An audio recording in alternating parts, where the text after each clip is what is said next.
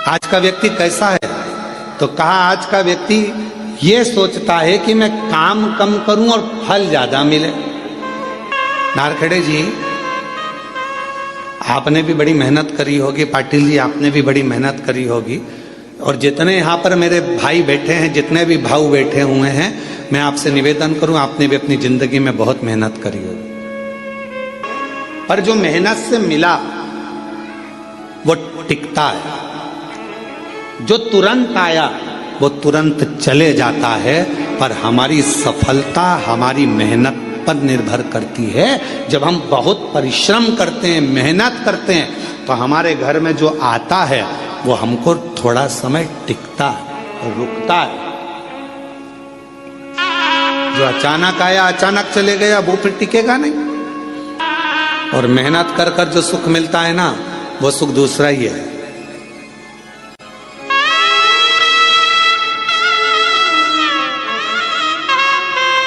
जब हम छोटे थे तो 2 रुपए की किराए की साइकिल मिलती थी, इतनी बड़ी छोटी सी। तुम्हारे यहाँ भी मिलती होगी, ऐसा नहीं है, और तुमने भी चलाई होगी। कई तो होंगे हमारी साथ वाले जिन्होंने चलाई होगी। है, किराए की साइकिल मिलती थी, 2 रुपए की मिलती थी, पर वो 2 रुपए इकट्ठा करने में कम से कम 1 महीना लग जाता था। हितेश, तेरे को तो मालूम ही नहीं होगा बेटा, मालूम है कितना? अच्छा,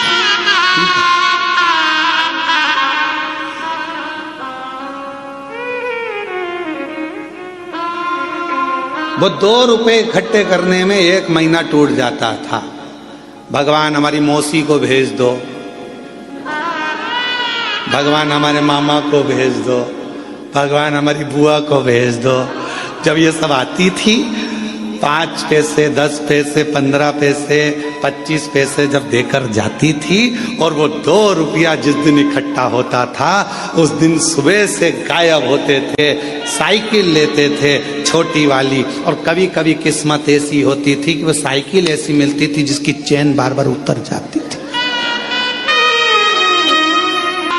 और साइकिल लेके अब बताओ, साइकिल वाले की साइकिल दम अपनी लग रही है, मेहनत अपनी हो रही है, घूम अपन रहे हैं, और सब देख रहे हैं, और यहाँ भगा वहां भगा, हाँप रहे, पर वो टाइम देख रहे, 5 बजे देना है वापिस। 5 बजे ही निकल पहुंचते थे, बिल्कुल लगे लगाए समय पर, एकदम 5 बजने वाला, तब अपन पहुंच के वो साइकिल देकर आते थे।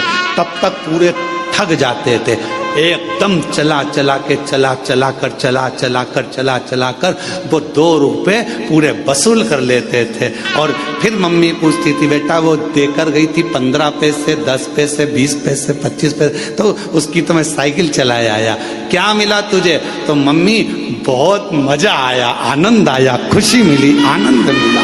इतनी मेहनत जो करी है ना, तो ये मेहनत कर कर जो सुख मिला है, उसके आगे सब शून्य है, सब शून्य।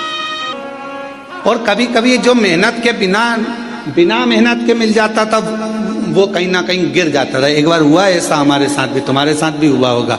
नवरात्रे का समय था, नमक चौराहे पर बैठी माता जी हमारे सीहोर में, और नमक चौराहे पर माता जी बैठी, और माता जी बैठी तो वहाँ पर एक स्टेज बना, स्टेज पे साबुन रखा, पाउडर का डब्बा रखा, और नहाने का साबुन, कपड़े धोने का साबुन, सरफ की थैली, और वहाँ ले जाके खड़ा कर दिया। 10 पैसे दो और 10 रिंग फेंको।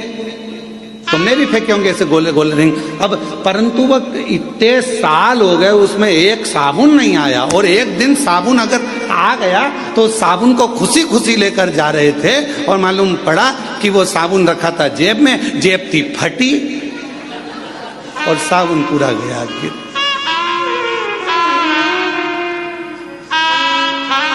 तो जो मेहनत से मिला वो टिका, और जो मेहनत से नहीं मिला वह हाथ से खिसक गया।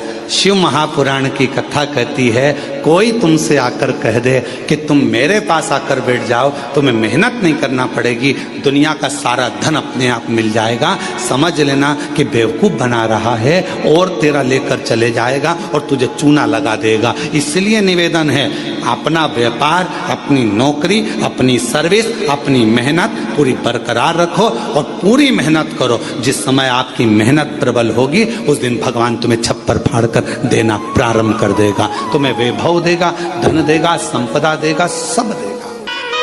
आप अपनी मेहनत से पीछे मत